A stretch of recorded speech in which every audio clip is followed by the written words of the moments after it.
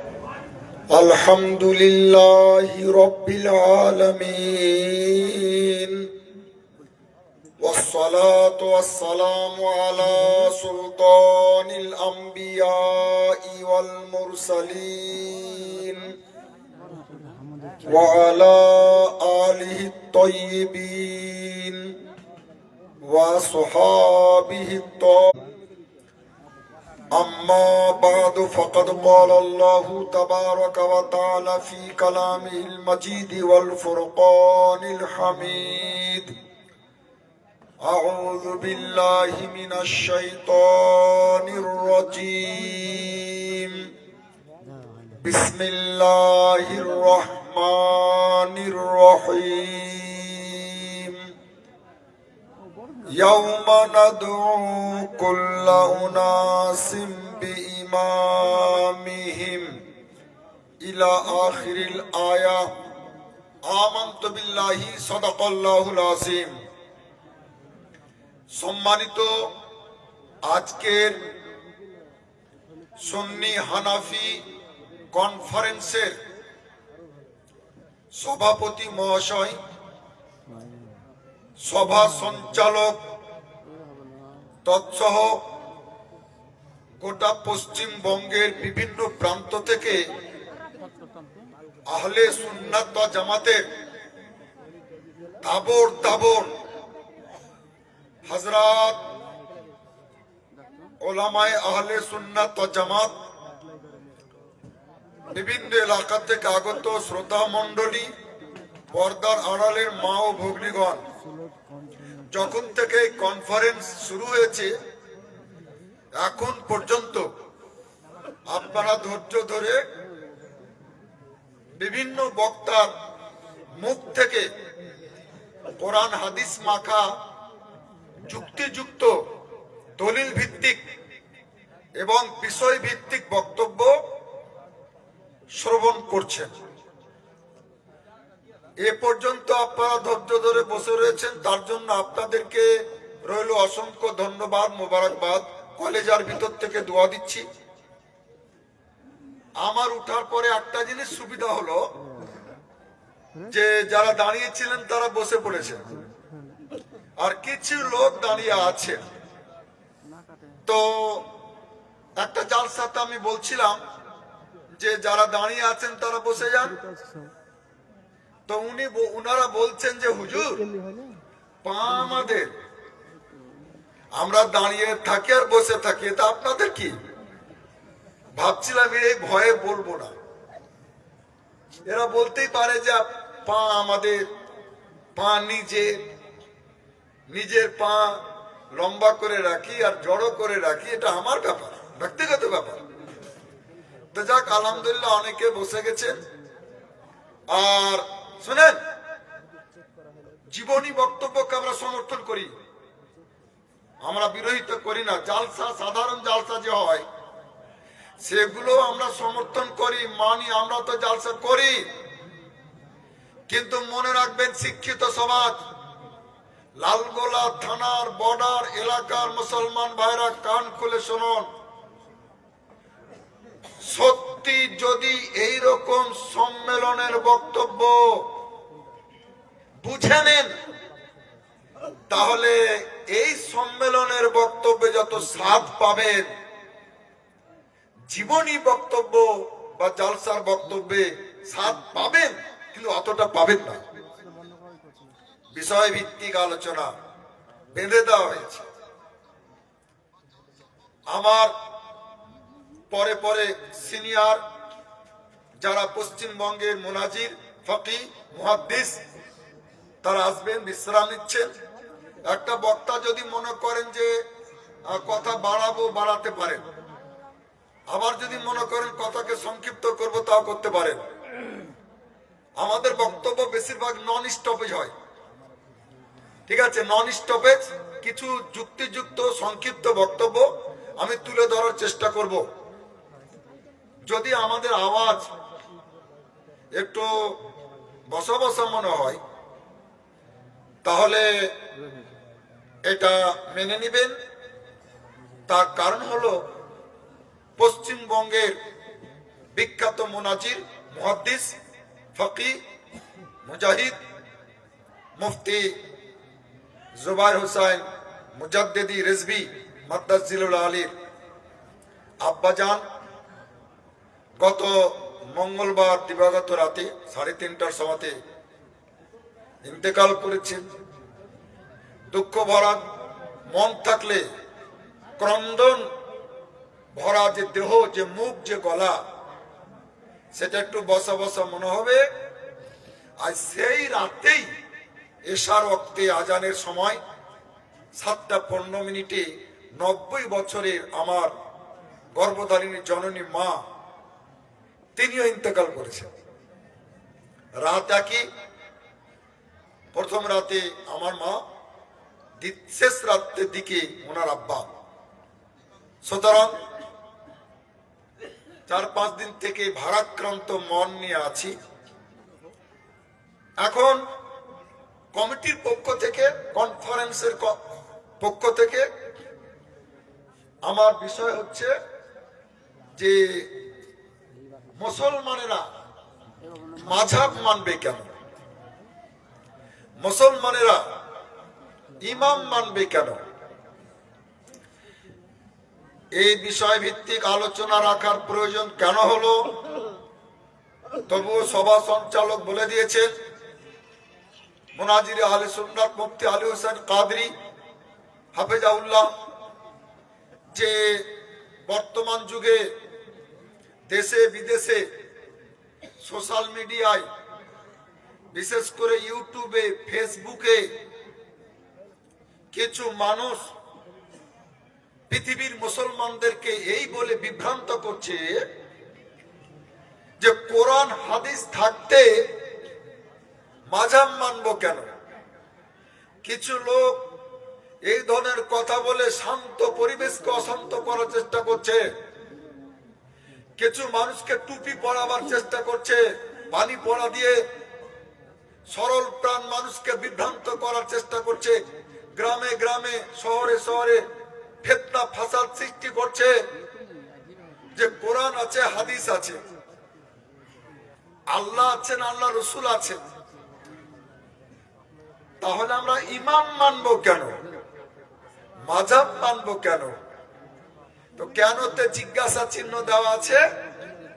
উত্তরটা যতটা পারি আমি দেওয়ার চেষ্টা করব।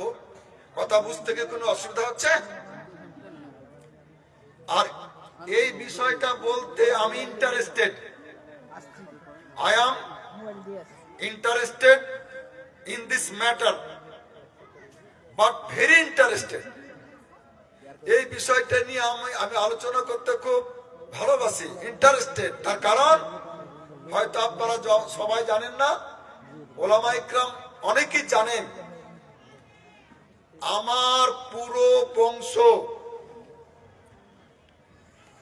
আহলে হাদিস, যারা নিজেদেরকে আহলে হাদিস বলে, সেই বংশের লোক আমি।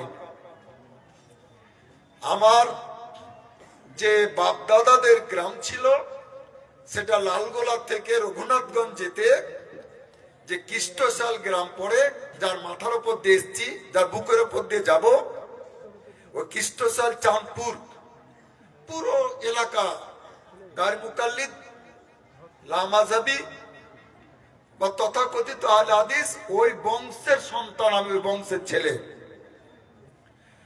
তারা আফসোস করেছে, দুঃখ করেছে, আর বলেছে যে আমাদের ইস্পাতে হানাফিদের অস্ত্র তৈরি, এই মন্তব্য করেছে তারা। তো কাজের বিষয়টি আমি উপলব্ধি করেছি যে পৃথিবীর বুকে, মনে রাখবেন, স্বীকৃত মাযহাব, লিগাল মাযহাব, বৈধ মাযহাব হচ্ছে 4টি: হানাফি, শাফি, মালিকি এবং হাম্বলি। এই 4টা মাযহাব হচ্ছে লিগাল মাযহাব, স্বীকৃত মাযহাব, বৈধ মাযহাব। তাম পৃথিবীর সমস্ত ওলামা এই 4টা মাযহাবকে সঠিক বলে সমর্থন করেছেন। এই চারটি মাযহাব কি এখন বর্তমানে আছে? এ ব্যাপারে আপনাদেরকে মনোযোগ দিয়ে শুনতে হবে। চাওয়ালা ভাইকে বলছে আপনি একটু ডিস্টার্ব না করে বাইরে যান। ঠিক আছে, খুব জরুরি কথা আলোচনা হচ্ছে। এই চারটা মাযহাব চিরদিন থাকবে এটা কোনো জরুরি না। এখানে অনেক ওলামা ইকরাম বসে রয়েছে, মাশাআল্লাহ। আমি একবার গিয়েছিলাম একটা গ্রাম বান্দার ঝুল্লা, ওটা নেপালের ধারে, নেপালের পাশে গ্রাম, একটা জালসা করতে।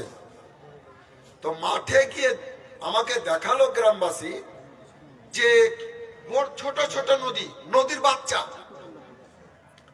তা আমি বললাম এইগুলি কি? তারা বললো যেখান থেকে হিমালয় খুব কাছে, ওখান থেকে ঝর্ণা ঝরে আসছে, আর তার জন্য ছোট ছোট নদী তৈরি হয়ে যাচ্ছে। এই নদীগুলো কত দূর গেছে? বলছে এই নদীগুলো কিছুটা 2 কিলোমিটার এসে শেষ। পানি শেষ মানে নদী শেষ। পানির যে প্রবাহমানতা, অর্থাৎ যতদিন পানি জারি থাকবে নদী থাকবে, পানি নাই নদী শুকিয়ে যাবে। কিছুটা 10 কিলোমিটার গিয়ে শেষ হয়েছে। আর হিমালয়ের ঝরা পানিতে কিছু এমন নদী তৈরি হয়েছে যেটা কিয়ামত পর্যন্ত থাকবে ইনশাআল্লাহ। চারটা মাযহাব তৈরি হয়েছে, স্বীকৃত মাযহাব, বৈধ মাযহাব। এই চারটা মাযহাব মিলেই কিন্তু বলা হয় আহলে সুন্নাত ওয়াল জামাত। মনে থাকবে, চারটা মাযহাব মিলেই কিন্তু আহলে সুন্নাত ওয়াল জামাত। যদি চার মাযহাবের অনুসারীরা চার মাযহাবের নিজের নিজের মাযহাবের আকীদা আমল ঠিক রাখে তবেই। আর যদি নাম রাখে একটার কাম করে আরেকটা, তাহলে কিন্তু মাযহাবের উপরে থাকবে না আইনত। তো মালিকি মাযহাব সত্য সঠিক, কিন্তু কিছু দূরে আছে তার সমর্থক আর পাওয়া যায়নি। ওই মাযহাব স্টপ হয়ে গেছে মাঝপথে। হাম্বলি মাযহাব, যে মাযহাবের অনুসারী ছিলেন বিশ্বের পীরের পীর, বড় পীর হুজুর গাউসে আজম আব্দুল কাদের জিলানী রাদিয়াল্লাহু তাআলা আনহু, তিনি এই কথা বলেছিলেন যে এই মাযহাবের তুলনামূলক অনুসারী কম। এই মাযহাবটাকে একটু উঠাবার জন্য, উজালা করার জন্য আমি মাযহাবকে অবলম্বন করেছি। তো হাম্বলি মাযহাবেরও অনুসারীগণ আস্তে আস্তে যখন কমে গেল, শেষ হয়ে গেল, সে মাযহাবটা স্টপ হয়ে গেছে, শেষ হয়ে গেছে।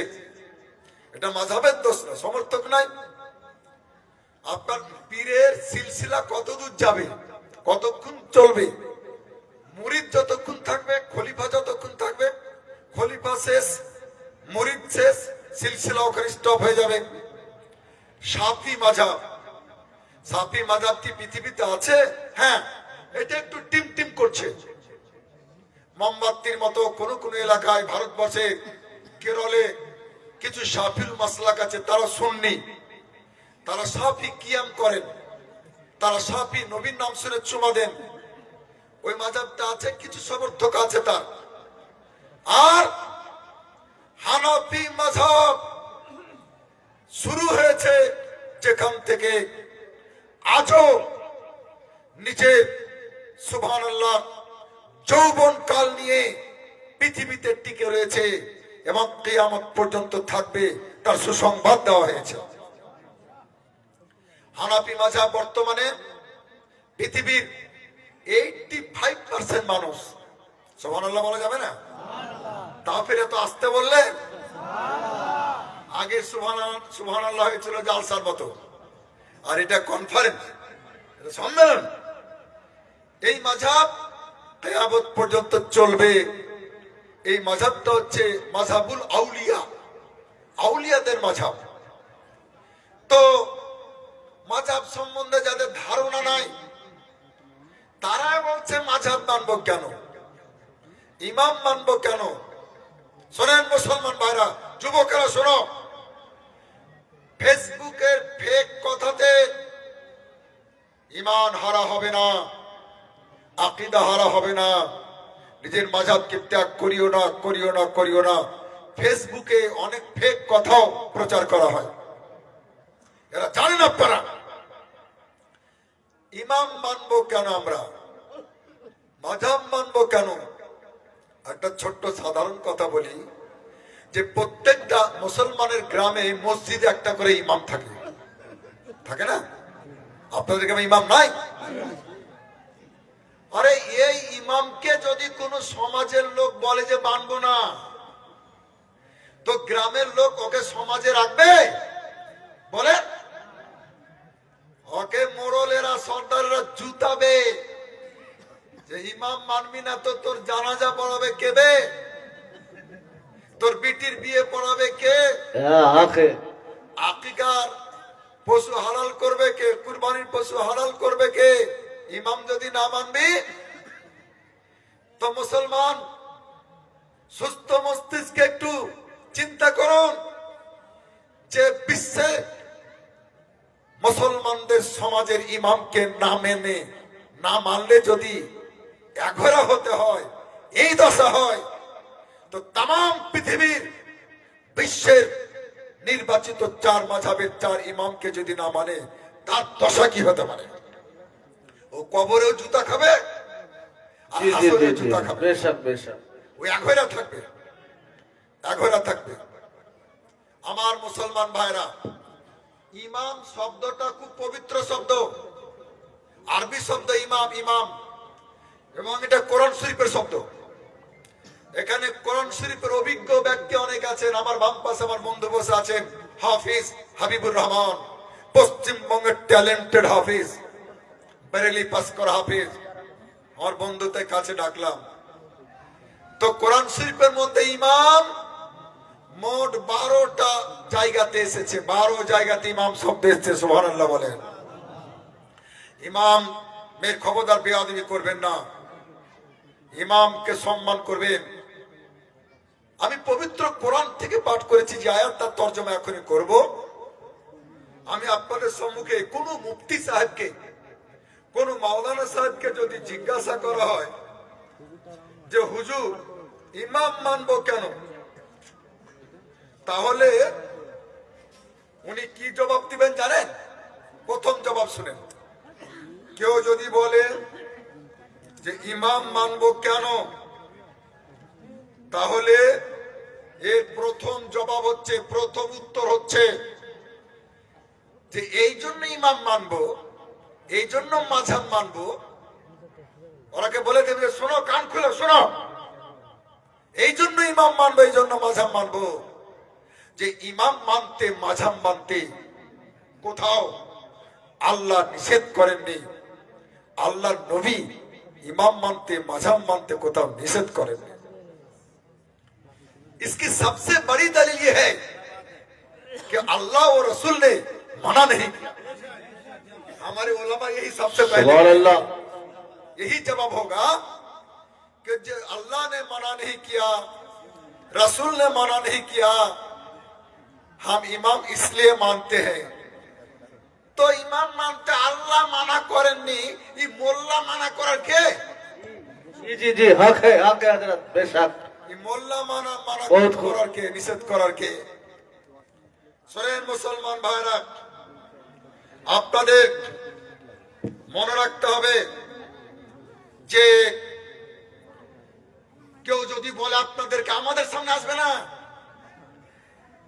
কিছুক্ষণ আগে মুফতি আলী হোসেন কাদরি সাল্লামাও বলছিলেন যে ওদের ধর্মে বুঝে নেবেন, আমি অজু অবস্থাতে কারো নাম নেই না, রেকর্ড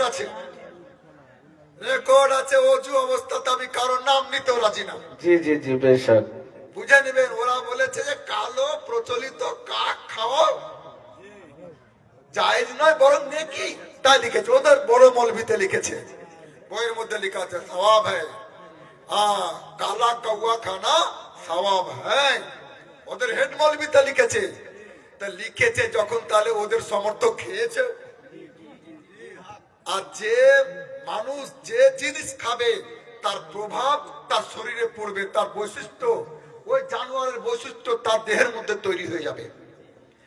কালো কাকের ধর্ম হচ্ছে যে বেগুনের শক্ত জায়গা খান ঠুকরাবে না, নরম জায়গা খান ঠুকরাবে। আমার এক কাকা টমেটো লাগিয়েছিল, আমাকে হচ্ছে ভাতিজা দেখে যাও কাক ঠুকরাচ্ছে, তো শক্ত কান ঠুকরানি, নরম কান ঠুকরাচ্ছে। তো মুফতিদের সামনে ওরা আসবে না, মুনাজিরের সামনে আসবে না, আমাদের জি, জি, জি, সামনে বেশ। আসবে না। ওই নরম ওই কান ঠুকরাবার চেষ্টা করবে, আপনাদেরকে বিভ্রান্ত করার চেষ্টা করবে। ঠিক আছে? তো যদি বলে যে কোরআন আছে, হাদিস আছে, ইমাম মানবো কেন, মাযহাব মানবো কেন? তো শোনো, শুধু তোমারই মুখ নাই, আমাদেরও মুখ আছে, বলার সুযোগ আমাদেরকে দেওয়া হোক।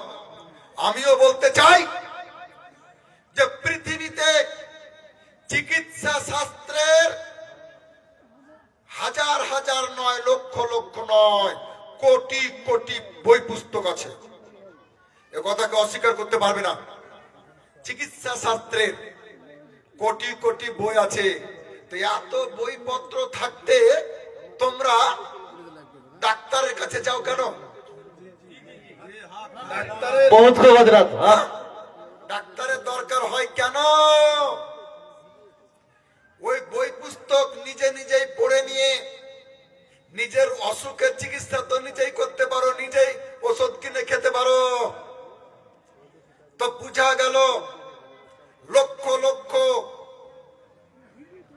চিকিৎসা শাস্ত্রের বই পুস্তক থাকা সত্ত্বেও যেমন ডাক্তারের দরকার, আরে কোরআন এবং হাদিস থাকা সত্ত্বেও কোরআন হাদিস বিশেষজ্ঞ মুজতাহিদের দরকার, बेशक ইমামের बेशक। দরকার। नारे तकबीर, नारे तकबीर, नारे रिसालत, मसला के आला हजरत, फकीह बंगल, नारे तकबीर। बेशक। তরুণেরা শোনো, যুবকেরা শোনো, মুসলমানেরা শোনেন। কেউ যদি বলে কোরআন আমাদের জন্য যথেষ্ট, হাদিস যথেষ্ট, আবার ইমাম কেন মানবো, মাযহাব কেন মানতে হবে?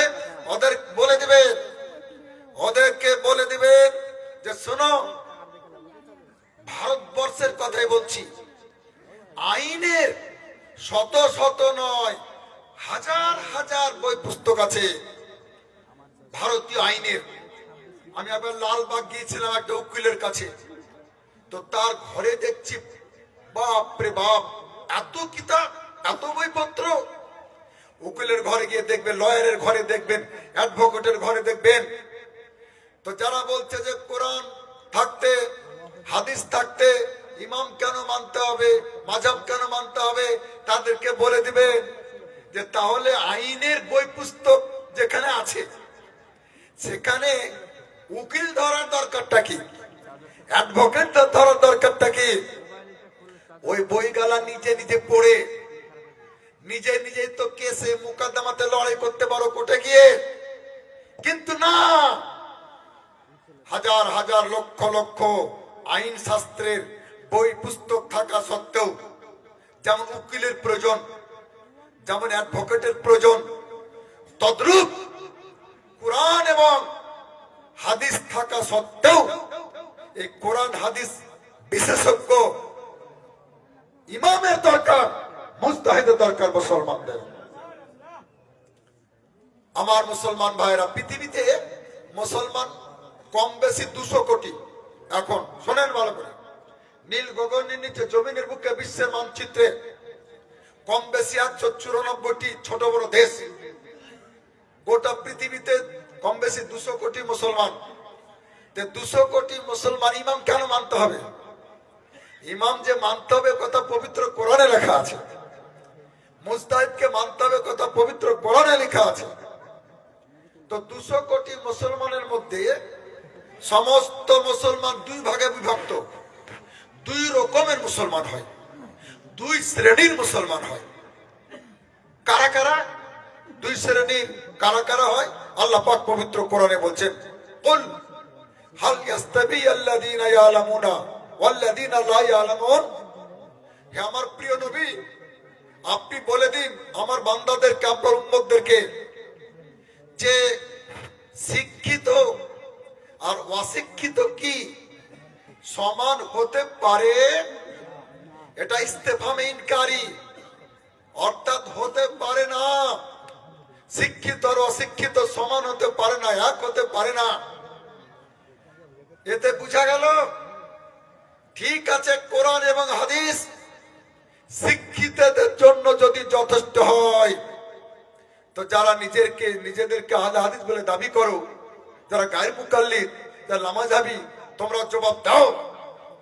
তোমরা তো বকলমে যারা লেখাপড়া জানে না, সাধারণ লোক, অশিক্ষিত, তাদেরকে তো তোমরা জাহান্নামে ভরার ব্যবস্থা করছো। ওরা তো শিক্ষিত নয়। কোরআন বলছে 2 শ্রেণীর মুসলমান হবে। তাহলে তারা কি করবে? যারা কোরআন বুঝে না, হাদিস বুঝে না, তারা কি আমল করবে না? তারা কি নামাজ পড়বে না? তারা কি রোজা রাখবে না? রাখবে কেমনে? মুসলমান বুঝা গেল যে শিক্ষিত লোকেরা আলাদা, অশিক্ষিত লোকেরা আলাদা। আল্লাহ পাক একটা নিয়ম বলে দিচ্ছেন, অশিক্ষিত লোকেরা কি করবে শুনেন। আল্লাহ পাক পবিত্র কোরআনে বলছেন, হাফিজ সাহেবকে দেখে আমি খুব খুশি। আয়াত কত নম্বরে, কোন সূরাতে আছে সব জানা আছে, আমাদেরও জানা আছে, বলে দিব। আল্লাহ পাক বলছেন যে ফাসআলু আহলা যিকরি ইন কুনতুম লা তা'লামুন।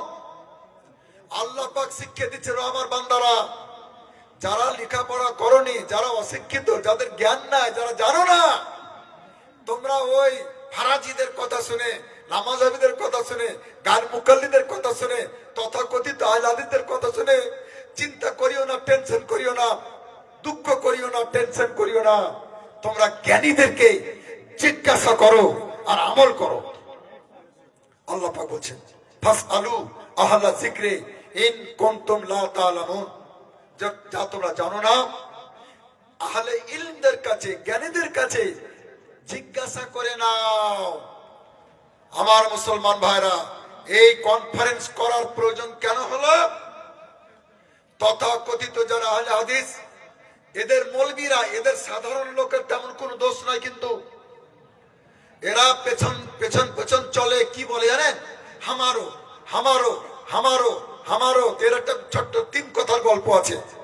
আমাদের জঙ্গিপুরে ঈদের 2 দিন আগে দলের দল রাজমিস্ত্রি আসছে বিদেশ থেকে। তো যার বাবা আসছে, সে ছুটেছে বাপকে দেখে, আব্বা এলো, আব্বা এলো, আব্বা এলো। কারো দাদা আসছে, ছোট ভাই ছুটছে, দাদা এলো, দাদা এলো, বিদেশ থেকে কিছু নিয়ে আসবে, ঈদে বাড়ি আসছে। কারো কাকা এলো, কাকা এলো। ওখানে গিয়ে 3 বসেছিল, ওর কেউ নাই দুনিয়ায়, বাপ নাই যে আসবে, দাদা নাই যে আসবে, বংশে কেউ ছিল না। তো ও কি দল ছুটে যাবে? ও পেছন পেছন ছুটছে, হামারো হামারো হামারো। কথা বলছেন কি? তো সাধারণ লোক আছে কিছু হামারো হামারো করার। তো এদের দোষ নাই, দোষ তো হচ্ছে মৌলবীদের, যারা লোকদেরকে টুপি পড়াবার চেষ্টা করে। তাহলে এখানে দিবালোকের নাই পরিষ্কার হয়ে গেল যে সব মুসলমান 2 ভাগে বিভক্ত। একজন ইলিম ওয়ালা, এক শ্রেণী, আর দ্বিতীয় শ্রেণী হচ্ছে ইলিমহীন, বেইলিম, যারা লেখাপড়া করেননি, ইলিম অর্জন করেননি। আমার মুসলমান ভাইরা, আবার যারা ইলিম ওয়ালা, এরা 2 ভাগে বিভক্ত। এরা হচ্ছে 2 ভাগে বিভক্ত। এক হচ্ছে মুজতাহিদ আর এক হচ্ছে গায়র মুজতাহিদ। যারা মুজতাহিদ, তাদেরকে ইমাম মানার দরকার নাই, তাদেরকে মাযহাব মানার দরকার নাই। তারা নিজেরাই ইমাম, তারা নিজেরাই মুজতাহিদ। আর পৃথিবীর যে সমস্ত গায়ের মুজতাহিদ, আলিম, হাফিজ, কারি, মুফতি, ইনারা প্রত্যেকেই সুবহানাল্লাহ মাযহাব মেনেছেন, ইমাম মেনেছেন। একটা আপনাদের মুখস্থ রাখার মতো কথা বলে দিই, যদি বাংলাদেশের বা ভারতবর্ষের মুর্শিদাবাদের কোন মৌলবি বলে আপনাদেরকে যে তোমরা মাযহাব মানছো কেন, তোমরা ইমাম মানছো কেন, একটা যে কথা আপনাদের মনে থাকবে, ধরে রাখতে পারবেন, বলতে পারবেন, এটা শিখিয়ে দিচ্ছি।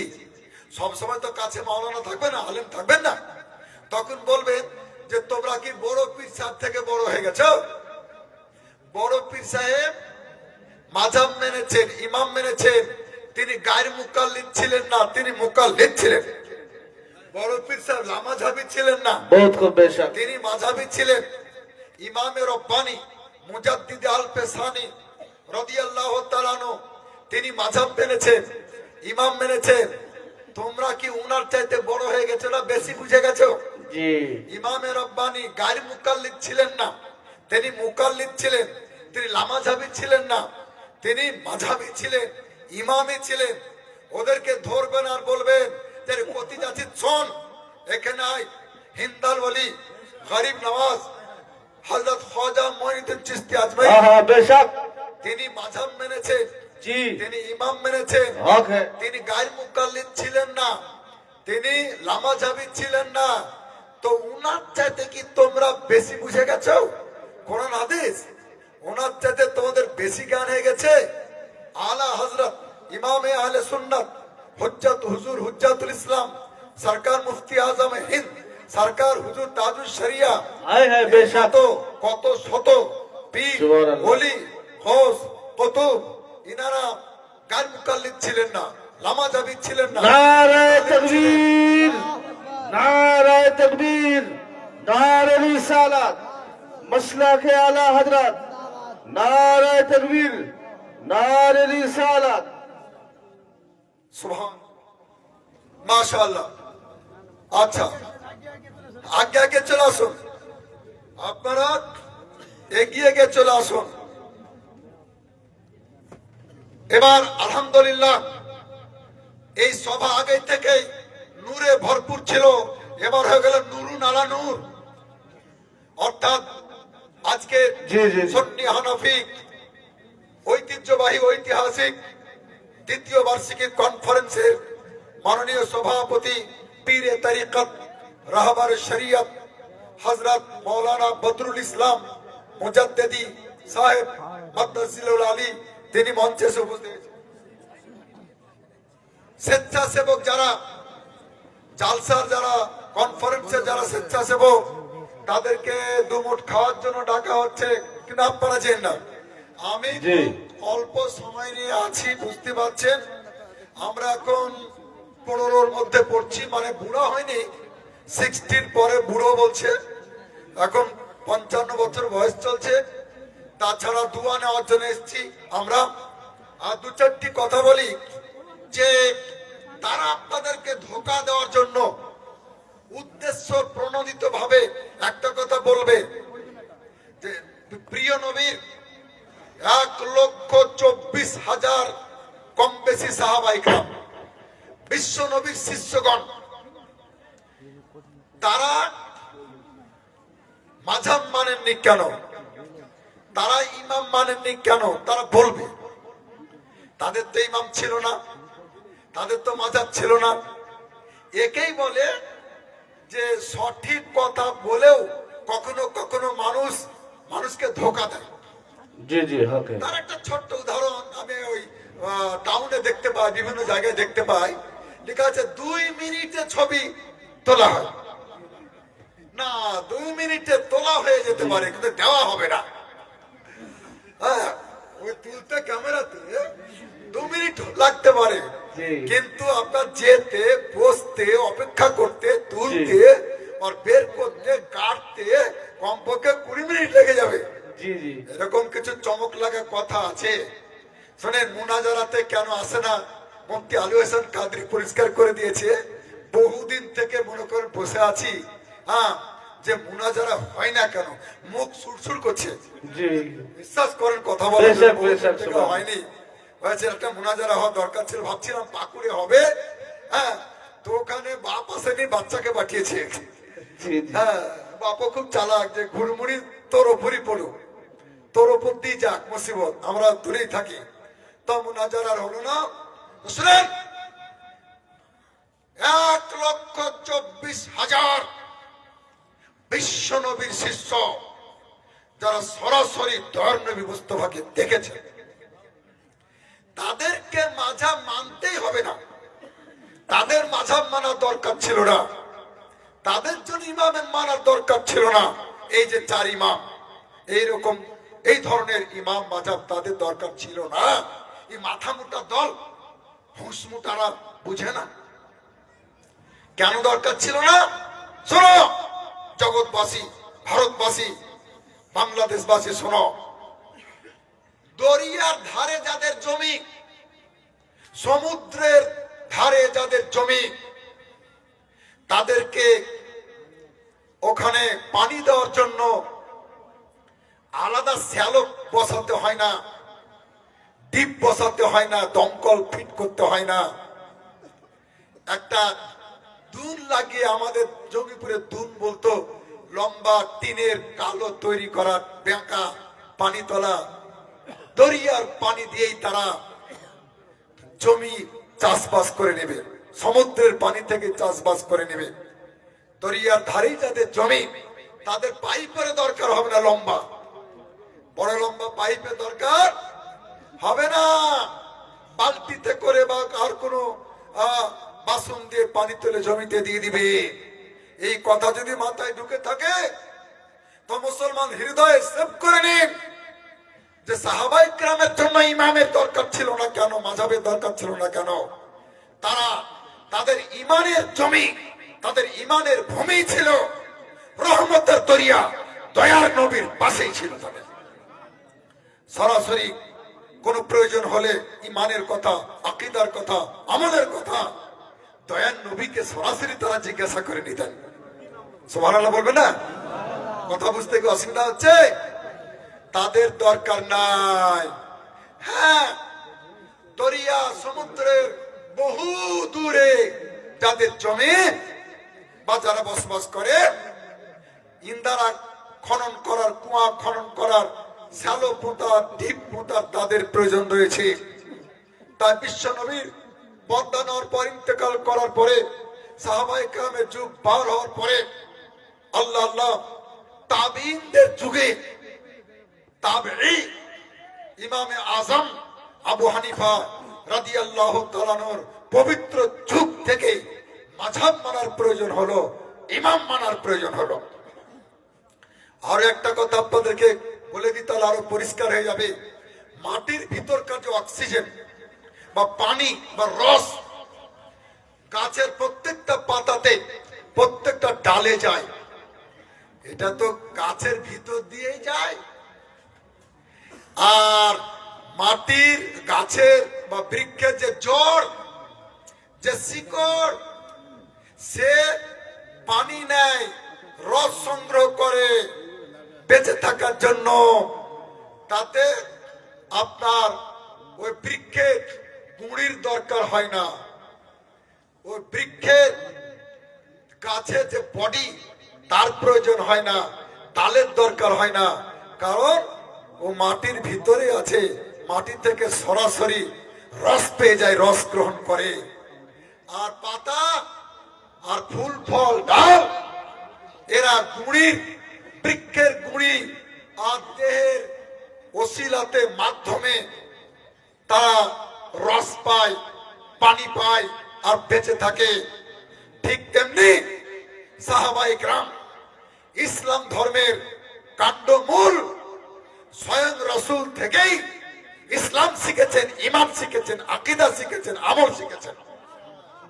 তাদের জন্য ইমামের দরকার নাই, তাদের জন্য মাযহাবের দরকার নাই।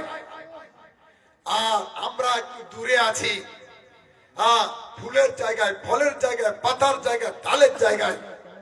কাজে আমাদের জন্য ইমামের প্রয়োজন রয়েছে, মাযহাবের প্রয়োজন রয়েছে। আরে মাযহাব যদি না মানে, আজকে সময়, সম্মেলনের সময় খুব কম, সাধারণ লোক এত বড় বিপদে পড়বে, এত মুসিবতে পড়বে যে বিপদ থেকে উদ্ধার কঠিন হবে, মুশকিল হবে। এ ব্যাপারে অন্যদিন আরো বিস্তারিত আলোচনা হবে। আপনাদের একটা কথা বলি, গায়র মুকাল্লিদ, লা মাযহাবী, এই শব্দ দুটো হচ্ছে দোষণীয় শব্দ। আর মাযহাবী, মুকাল্লিদ, এটা হচ্ছে গুণের শব্দ, ভালো শব্দ। এর জন্য আমাদেরকে যদি কেউ মুকাল্লিদ বলে তা আমরা খুশি হই, তাই না? আমরা আনন্দিত হই। আমাদের কিন্তু বলে মাযহাবী, তা আমরা খুশি হই। আর গায়র মুকাল্লিদ, লা মাযহাবী, এই শব্দ দুটোই দোষণীয় শব্দ। এর জন্য তাদেরকে লামুঝাবি বললে ওরা নিজেরাই রেগে যায়, গায়র মুকাল্লিদ বললে ওরা নিজেরাই রেগে যায়। ওদের কাছেও আপনার এই শব্দ দুটো দোষণীয় শব্দ। এটা গুণের শব্দ নয়, দোষের শব্দ। এটা আপনারা ভালো করে মনে রাখবেন। আর খবরদার নিজেকে আহলুল হাদিস কেউ বলবেন না। আহলুল হাদিস হতে পারে না, হয় না, হওয়া সম্ভব নয়। আমি আহলুল হাদিসের বংশ হয়ে, বংশের লোক হয়ে আমি বুঝেছি আহলুল হাদিস এটা হচ্ছে একটা বিশেষ বিষয়ের বিশেষজ্ঞ ব্যক্তিদেরকে বলা হয়। হাদিস বিশারদ পণ্ডিত যারা, তাদেরকে আহলে হাদিস বলা হয়। ঠিক আছে, মেনে নিলাম যে তারা শিক্ষিত হাদিস বিশারদ পণ্ডিত, তাদেরকে আহলে হাদিস বলা হয়। কিন্তু জামাতের হিসাবে নয়, মাযহাবের হিসাবে নয়, কোন দলের হিসাবে নয়, এটা ব্যক্তি হিসাবে তাদেরকে আহলে হাদিস বলা হয়। এবার বলেন সাধারণ লোক যারা, যারা হাদিসের হওয়া বুঝে না, হাদিস পড়া তো দূরের কথা, কি আর বলবো, হাদিস সম্বন্ধে কিছুই বুঝে না, হাদিস কাকে বলে তা জানে না, এদেরকে আহলে হাদিস বলা? আরে একেবারে অজ্ঞ অশিক্ষিত সাধারণ লোককে আহলে হাদিস বলা আর অন্ধ লোকের নজর আলী নাম রাখা দুটাই সমান। অন্ধ লোকের নাম রেখেছে নজর আলী। বলেন এই বাচ্চারা হাদিসের কিছুই বুঝে না, ওর নাম রেখেছে আহলে হাদিস। হ্যাঁ, আহলে ইলম, ইলম ওয়ালা, আহলে দৌলত, দৌলত ওয়ালা, আহলে হাদিস। এখানে একটা শব্দ মাঝখানে ঢুকাচ্ছে, আহলে ফান্নিল হাদিস, একটা বিশেষ বিষয়ের পণ্ডিত তারা। এরা চক্রান্ত করে, ষড়যন্ত্র করে একটা আলাদা ফেরকার নাম রেখে দিয়েছে আহলে হাদিস। আমার ভাইরা, যেহেতু পরবর্তী ওলামায়ে কেরাম চলে এসেছেন, কিছু জরুরি কথা আপনাদেরকে বলার জন্য আমি এখানে উপস্থিত হয়েছি। আমার পূর্বে অনেক বক্তা আপনাদের সম্মুখে বক্তব্য রেখেছে। একটা কথা বলে দিই, ওরা বলছে যে নবী মুকাল্লিদ ছিলেন না, সাহাবায়ে কেরাম মুকাল্লিদ ছিলেন না। আরে দেখুন, সবকে মুকাল্লিদ হতেই হয় না, ঠিক আছে? সবার জন্য মুকাল্লিদ হওয়া দরকার নাই, তাকলিদ করার সবার উপরে দরকার নাই। কার কার জন্য তাকলিদের দরকার নাই? আম্বিয়া আলাইহিমুস সালাম, ওরা তো পৃথিবীর সমস্ত ইমামের ইমাম। হ্যাঁ, ইমামুল আম্বিয়া, ইমামুল মুরসালিন, তাদের জন্য তো কারো তাকলিদ করার কোনো প্রশ্নই না। দুই, সাহাবায়ে কেরামের তাকলিদ করা, ইমাম মানার, মাযহাব মানার কোনো প্রয়োজন নাই। তিন, সাহাবায়ে কেরাম পরে যারা মুজতাহিদ, তাদেরও জন্য ইমাম মানার, মাযহাব মানার দরকার নাই। বাকি রইল যারা গায়রে মুজতাহিদ, যারা মুজতাহিদ নন, অর্থাৎ কোরআন হাদিসকে গবেষণা করে শরীয়তের বিধান, মাসলা মাসাইল নিজেরাই যারা বের করতে পারেন, তাদের জন্য মাযহাব মানার দরকার নাই, ইমাম মানার দরকার নাই। হ্যাঁ, আমাদের মতো আলেমদের জন্য ইমাম মানার, মাযহাব মানার প্রয়োজন রয়েছে। এই কথাটা আপনাদেরকে মনে রাখতে হবে যে সবার জন্য মাযহাব মানার দরকার নাই, সবার জন্য ইমাম মানার দরকার নাই। আমি পবিত্র কোরআন থেকে পড়েছি, আল্লাহ, আপনারা মাযহাব মানবেন যারা এসেছেন এখানে, কিয়ামত পর্যন্ত হানাফি মাযহাব চলবে, এই মাযহাব মানবেন। এর উপকার কি হবে? ঝড় যখন উঠে, ঝড় তুফান, গাছের তলে গিয়ে, বাগানে গিয়ে দেখবেন পাতাগুলো উড়ে যায়, কিন্তু কোন পাতা যদি একটা পাথরের নিচে দাবা থাকে, কোন ওয়েটফুল বস্তুর নিচে দাবা থাকে, ঝড় তাকে উড়িয়ে নিয়ে যেতে পারে না। ঠিক তেমনি এই পৃথিবীতে ফিতনা ফাসাদের যুগে এই ৭২টা বাতিল বেদাতি ফেরকার ঝড়ে মানুষ উড়ে যাবে, মানুষ উড়ে যাবে। কিন্তু যারা চারটা মাযহাবে যে কোনো একটার তাকলিদের তলে দাবা থাকবে, আপনার পাঁচ মাযহাবী ঝড় তাদেরকে উড়িয়ে নিয়ে যেতে পারবে না।